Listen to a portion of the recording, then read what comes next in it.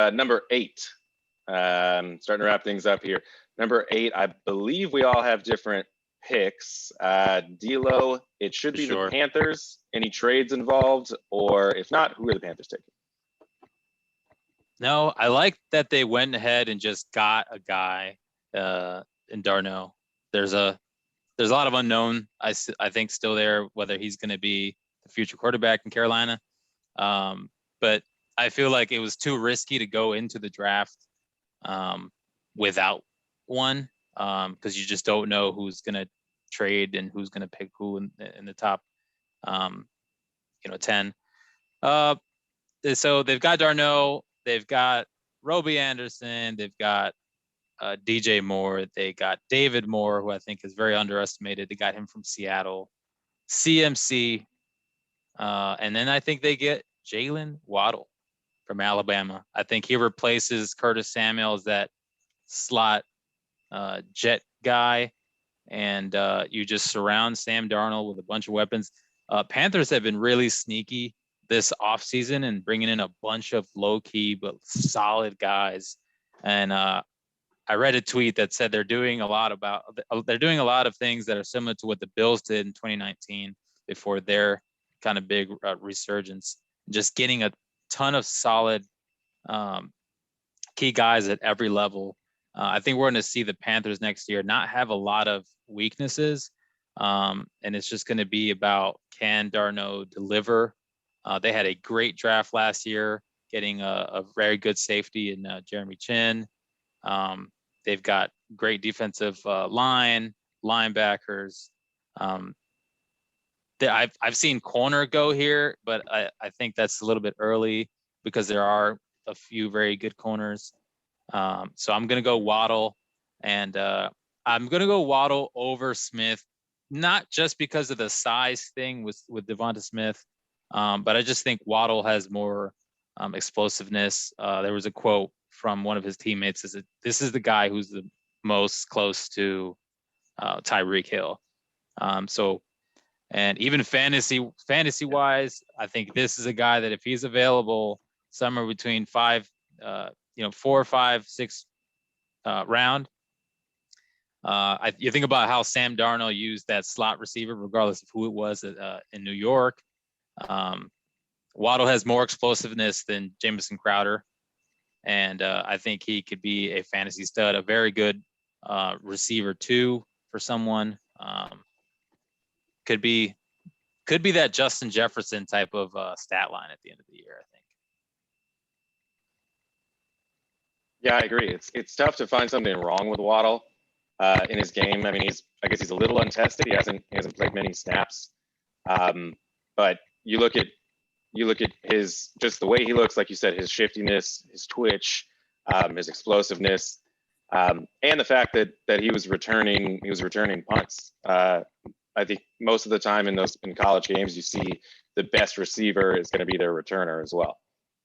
So if that says anything, it was a tough call between Waddle and Smith. I ended up going with Devonta Smith because I think that he's a little more, he's just a little more proven at that position. Heisman Trophy winner. He had an amazing season last year, but he does have his concerns. He's got a few inches on Waddle. I think Waddle's only 5'10".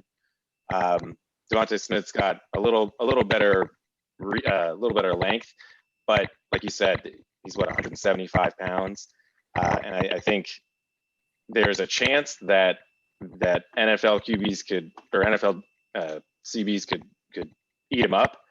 But everything I've seen from college, he's a tough dude. I mean, he gets smacked. You don't see him, slowly getting up off the ground. He hops right up, throws the ball to a ref, says, "Let's go." He's so fluid. He makes hard catches look very easy. Ball skills are unbelievable. Super tough. His only knock really is his size. So I'm going to go Devonta Smith over Waddle to the Panthers. Richie Germs, do you also have a receiver? I do not. And I do like your picks, with Samuels leaving, it kind of does leave a little bit of a hole. But the way I was thinking, the Panthers, I mean, their star is CMC. I was looking at the line. This guy Christian Darrisaw. Mm-hmm. Darrisaw. Yeah, Yep. he's from Virginia Tech. Man, he's a freaking monster. 6'5", 313, ran a 4.46. That's Jeez. insane. Yeah. Oh yeah, that's insane. Crazy. Yeah, so it's, for screens, things that they like to do. Just having those athletic freaking monsters out there. I guess I'd compare him to Trent Williams or Russell, like Okung, like it's, Mm-hmm. I think he just fits, Right. So that's kind of what I He'll was be looking replacing at. Okung, right? Didn't Exactly, Okung yeah. leave the Yeah. Panthers this year? So they Yeah. have a hole on their So line. exactly. So that's, And Darrisaw is a monster. yeah.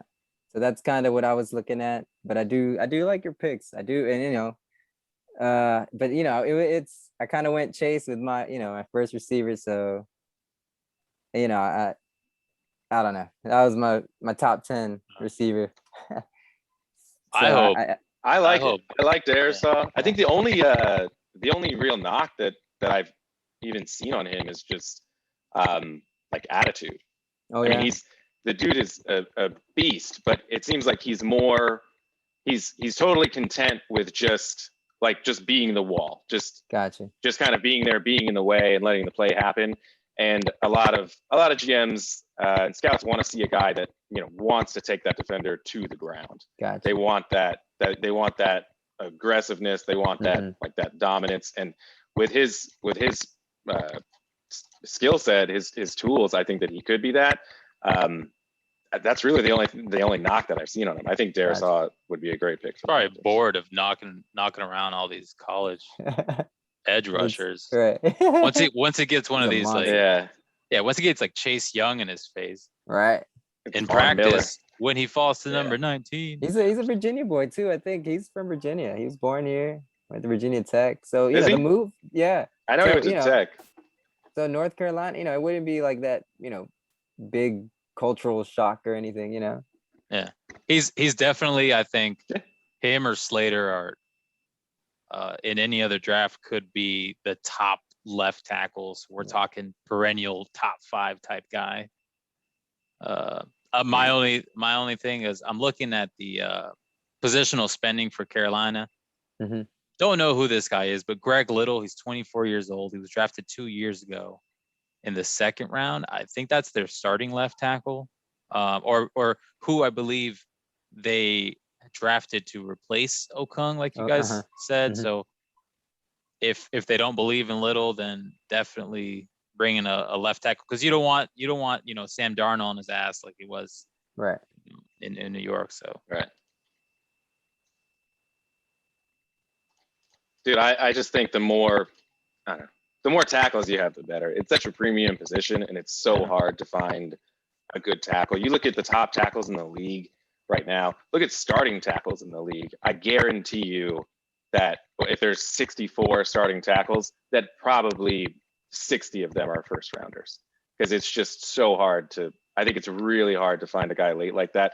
And typically, I mean, when you're looking at that, like the size, the talent, I think it's so tough to find tackles. That's something that everyone's always looking for. So yeah, I like it.